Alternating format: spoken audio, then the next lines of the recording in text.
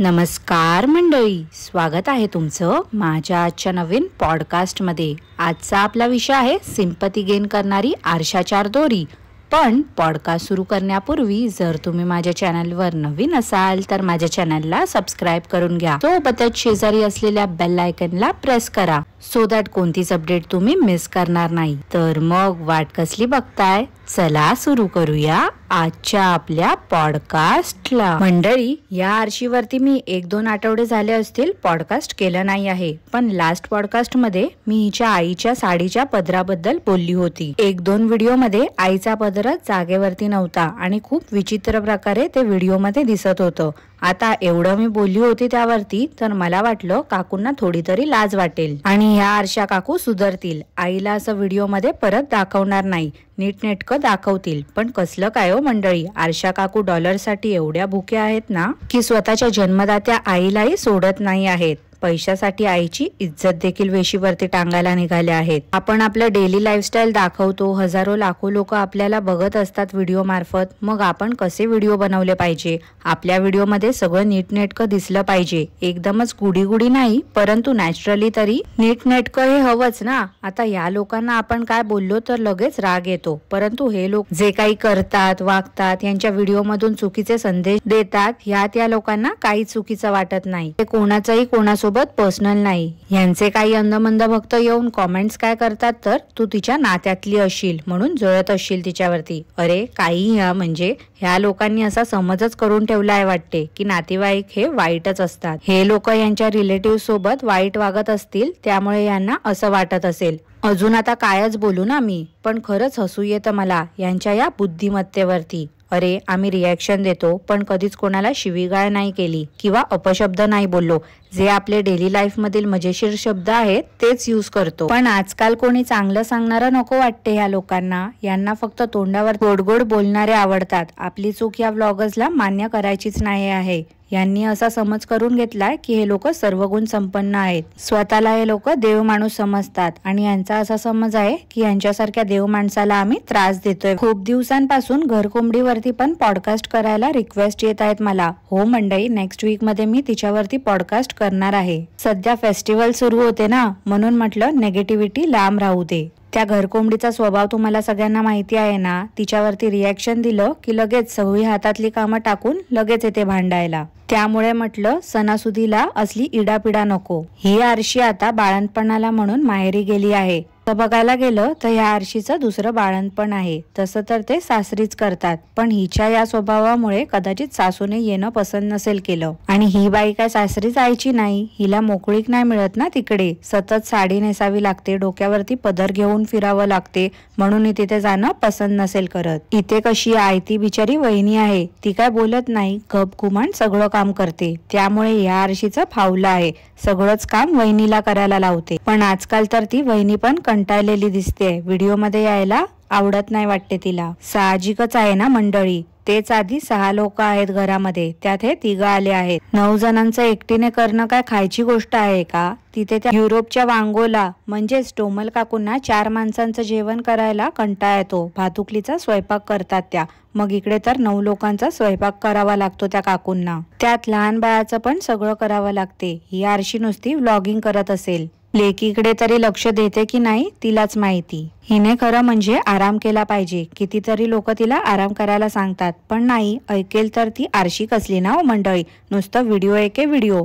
आरशीने जर आराम केला तर व्हिडिओ कोण काढेल ना, व्हिडिओ नाही काढला तर डॉलर्स येणं बंद होईल, आणि जर डॉलर्स येणं बंद झालं तर मग दुकानही यांचं बंद होईल ना युट्यूब वरून। लोकांना मूर्ख बनवून तर या लोकांना डॉलर्स कमवायचे आहेत। आरशा काकू त्या आरशा काकू, पण ते तृष्णा काकाही तसलेच, ड्युटीवर असूनही व्हिडिओ कॉल काय करत असतात, दिवसभर व्लॉगिंग काय करत असतात, 2-2 तासाची लाईव्ह काय घेतात। नक्की हे काका काम करतायत ना की असेच टाइमपास करायला म्हणून गेले आहेत? बाळंतिणींसाठी काकू आजकाल रेसिपी शेअर करतात। मी परत सांगेन ना मंडळी, काही एक्सपेरिमेंट करायला जाऊ नका घरी, ह्या लोकांचे व्हिडिओ बघून घरी काही करू नका।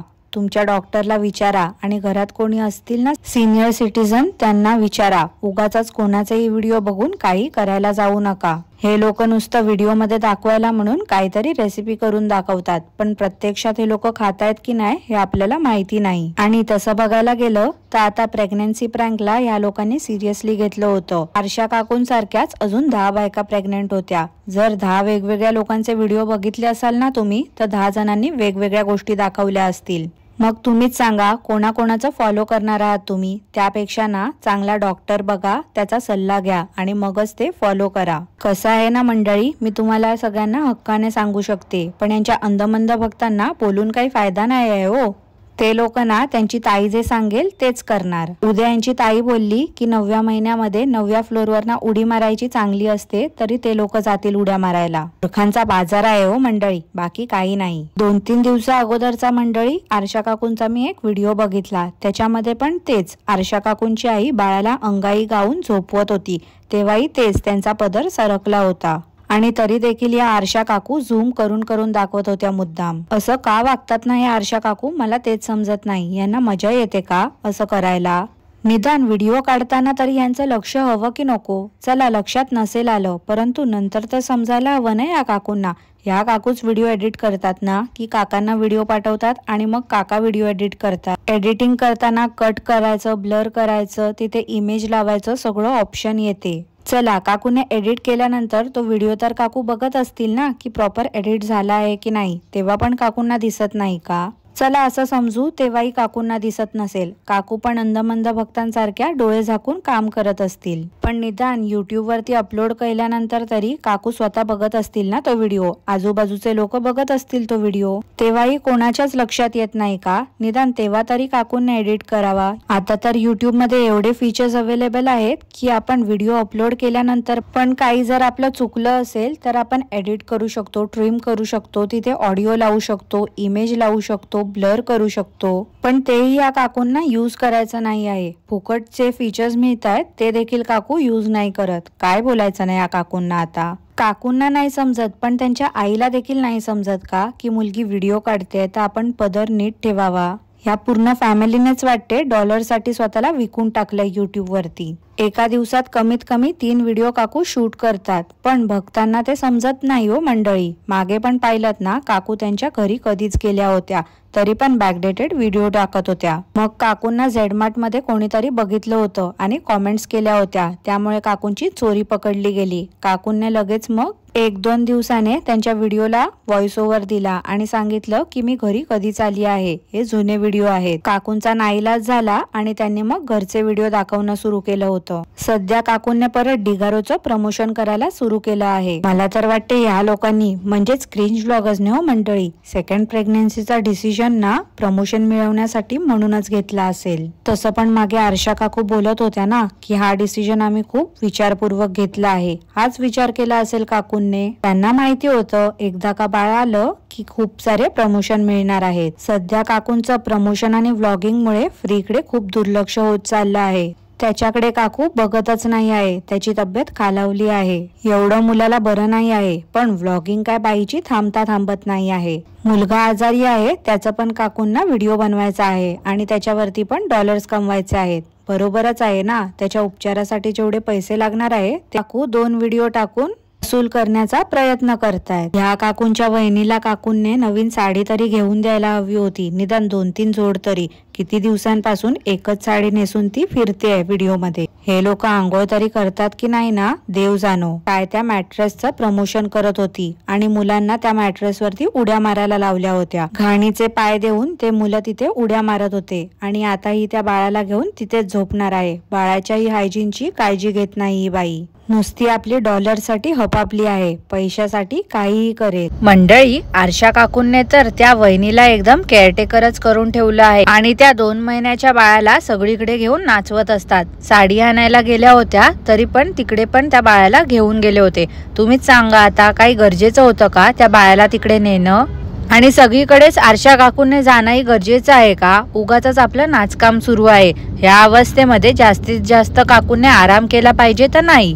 नुसता आपला दिवसभर इथे तिथे व्हिडिओ शूट करण्यासाठी हपापलेपणा करत असतात. फोटोशूटचं पण आजकाल काय सगळ्यांना खूळ लागलाय ना, काही समजतच नाही. काही झालं की आपला कॅमेरा ऑन करायचा. आधी प्री वेडिंग फोटोशूट, मग बेबी शॉवर, मग बारशाचं, मग बाळाच्या प्रत्येक महिन्याच्या फोटोशूट. एवढंच नाही तर एक दिवसाचंही चित्रीकरण करणं यांचं सुरूच असते. एवढा वेळ तरी कसा मिळतो काय माहिती यांना. आणि या मेमरीज बघतात तरी कधी. ते बाळ जिथे असते तिथे रिंग लाईट लावून वगैरे ह्या काकू बसलेल्या असतात. त्या बाळाच्या डोळ्यांना किती त्रास होत असेल, पण त्याच्याशी या लोकांना काहीच लेनदेन नाही आहे वाटते. बाळाची झोप होणं गरजेचं आहे असं या काकूंचं म्हणणं आहे. पण लाईट एवढी लावलेली असते, ते बाळ कसं एवढ्या प्रकाशामध्ये झोपणार आहे तुम्हीच सांगा मंडळी. 1 मंथ फोटोशूट करायचा होता तर नीट करायचा ना. केवढासा तो केक आणला होता. घरात अजूनही 3 लहान लेकरं आहेत. केक कोणाला नाही आवडत, सगळ्यांनाच आवडतो. पण नाही, चिकटपणा काय नसा नसात भरला या बाई. त्या ढिगारोचं प्रमोशन या बाईला करायचं असते तर सरळ सरळ करायचं ना.